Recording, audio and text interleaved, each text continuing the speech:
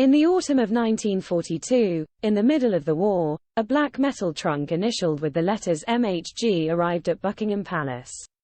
Nothing much to look at, the box was addressed to Queen Elizabeth, Queen Consort of George VI, and later the Queen Mother. There was perhaps a small clue in the decidedly upmarket address, Polesden Lacey, Dorking, marked upon the trunk. Even so, the contents must surely have caused an intake of breath from whoever had the pleasure of lifting the lid. For inside the tin box lay a collection of jewels so beautiful that, today, several of them rank among the most frequently worn pieces in the possession of the royal family.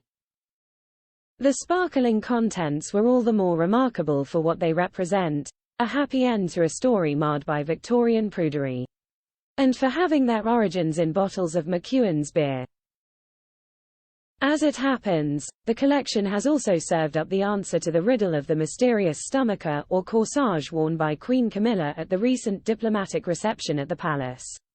Jewelry experts were stumped, but I can reveal that this piece, almost certainly Cartier, was among the many fished out from that trunk in 1942.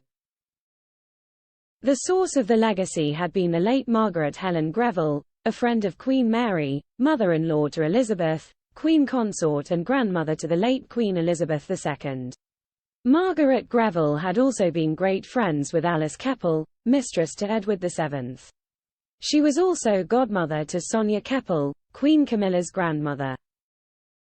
Today, she is remembered as a philanthropist, yet her rise through the social hierarchy had been far from smooth.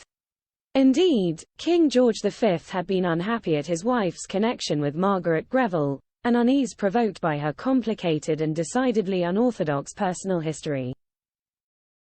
Margaret Greville's wealth was first acquired by her father, William McEwen, the Scottish brewer whose company made the bottles of beer still bearing his name today.